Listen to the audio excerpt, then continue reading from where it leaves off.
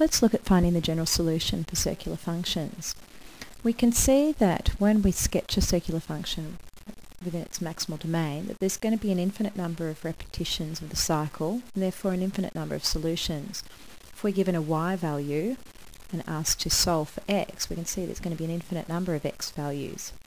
So for a tan graph, if we find the first solution, this one here, we can see that adding a period or adding 2 or 3 periods will give us all the solutions to the right, or subtracting a period or 2 or 3 or 4 will give us all the solutions to the left. So for a tan graph, you need to find the period and find the first solution, and then the general solution will be the first solution plus n periods, where n is an integer. Things are a bit different for a cos graph, because if we find the first solution, adding a period will give us this one, adding 2 periods will give us that, or subtracting a period, or subtracting 2 periods, we only get half the solutions. To get the other half, we need to start at the negative of the first solution, because adding a period from there, or adding 2 periods from there, or going backwards and subtracting, that's what's going to give us the full set of all the solutions. So for cosine, it's plus or minus the first solution plus n periods. The sine graph isn't symmetric about the y-axis, so if we find the first solution, adding a period or 2 or subtracting will give us all the ones on the left hand side of the hump, but we need the second solution in the second quadrant, and from there we can add or subtract periods to get the full set of solutions. So for sine, you're going to have to write 2 rules.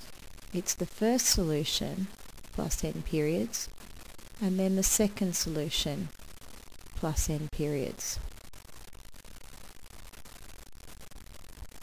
Let's do some examples. With this one here, if we consider this cosine function, this is the general rule that has been given to us.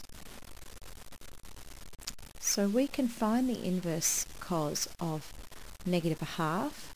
We can see that this is negative a half down here, and we know that cosine is negative in the second quadrant, so there's our first solution. Cos of pi on 3 gives us a half, so we need the angle of symmetry in the second quadrant, so that's 2 pi on 3. And we can see that the first solution to the left of the origin is going to be the negative of 2 pi on 3. So when we substitute n equals 0, that gives us the solutions that are close to the y-axis, the plus or minus of the first solution. Subbing in n equals 1, we're going to get x equals 2 pi plus or minus 2 pi on 3. So the solutions there are going to be, well, if we do 2 pi plus 2 pi on 3, it's going to give us 8 pi on 3. And 2 pi minus 2 pi on 3 will give us 6 pi on 3. So when we substitute a positive value for n, we're moving to the right of the origin and getting the next solutions along. Putting in a negative value for n is going to take us to the left. So that would be negative 2 pi plus or minus 2 pi on 3. So negative 2 pi plus 2 pi on 3 will give us the negative 6 pi on 3, and negative 2 pi minus 2 pi on 3 will give us the next solution along. So n equals 0 will give us the solutions close to the origin. N equals 1 is the next set along. N equals 2, we're going further to the right.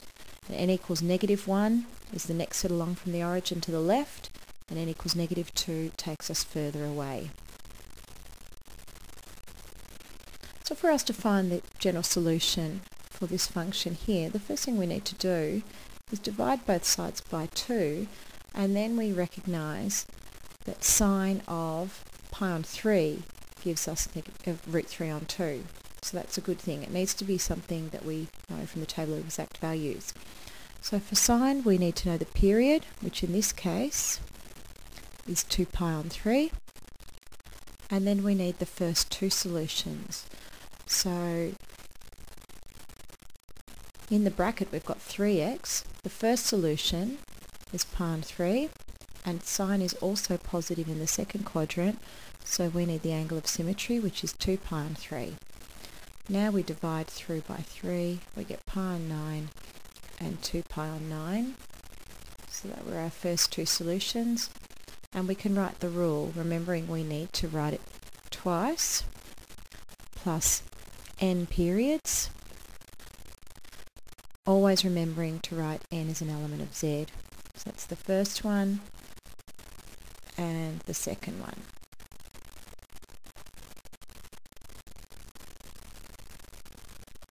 We've got a tan graph here, tan x equals 3 on root 3. You might not immediately recognise that from the table of exact values, but if we rationalise the denominator, you should recognise that that is actually root 3, which is good because we know tan of pi on 3 equals root 3. So we need the period, which in this case is pi. So the general solution is the first solution, which is pi on 3, plus n periods. The next example is almost the same. The only difference is that this time we're looking for the negative solution. So we need to remember that tan is negative in the second quadrant. So our starting angle this time will be 2 pi on 3. So it's 2 pi on 3 plus n periods, where n is an element of z. This question here has given us the general solution in a form that we don't usually see. It's not the form that we use, but that's okay, we can still work with it. We've been asked for specific solutions within that domain. Let's start by evaluating the inverse sine of a half, which we know is pi on 6. Now to find specific solutions, we know that we need to start substituting values for n. So let's start off with n equals 0, and substituting 0 here, that is 0, this is 1, so we get our first solution, pi on 6. There it is. This is 2 pi here, so we know we need another solution to the right. So you can do it using the general rule just by substituting values for n. You don't have to use this method, but I'll just show you how it works. So we substitute n equals 1, we get pi, and it's plus negative 1 to the 1 pi on 6. Now we know that this is still negative 1, so it's pi minus pi on 6, which gives us the second solution, as expected, 5 pi on 6.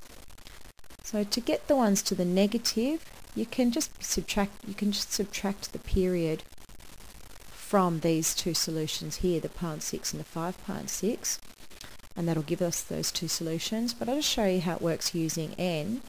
If we put in n equals 1, we're going to get x equals minus pi plus negative 1 to the negative 1 pi on 6. Now this here is still negative 1, so that's negative pi minus pi on 6, which is negative 7 pi on 6. And then to get the next one along, putting in n equals negative 2, x equals negative 2 pi plus negative 1 to the negative 2 pi on 6. Now this here becomes plus 1, so it'll be plus pi on 6, which gives us that remaining solution of negative 11 pi on 6. Okay, with this one here, we're looking first of all for the period, which is 2 pi on 2, or just pi, and then the first solution. So 2x plus pi on 3. Now we know cos of what equals a half? It's pi on 3. So undoing this, we know that for cos we need plus or minus the first solution, so now we can undo it. We get x plus pi on 3 equals plus or minus pi on 6, and then x equals plus or minus pi on 6 minus pi on 3.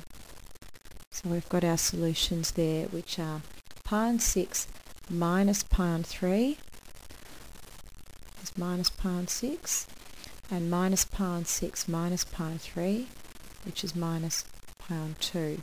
So these are ones that we have to be really careful with because we've had a horizontal shift, so the graph is no longer symmetric about the y-axis. That's why we've ended up with two different solutions.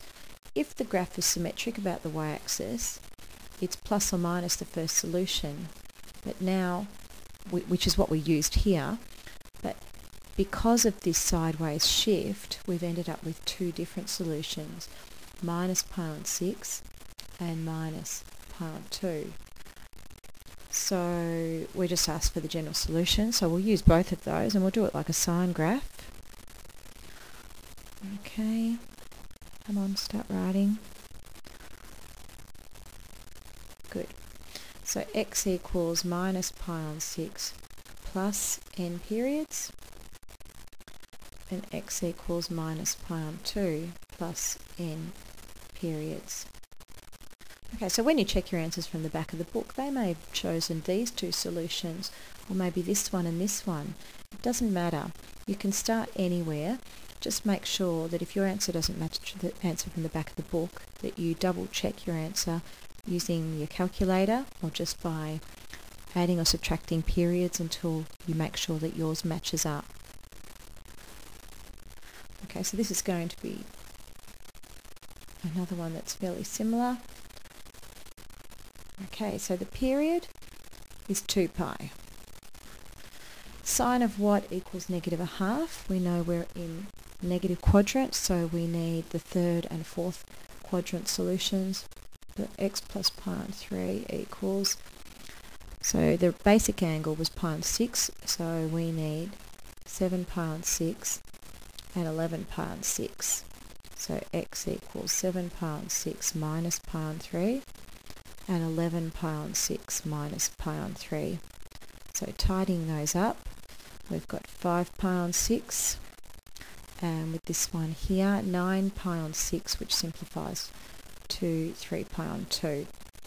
So x is equal to 5 pi on 6 plus 2n pi, where n is an element of z, and also 3 pi on 2.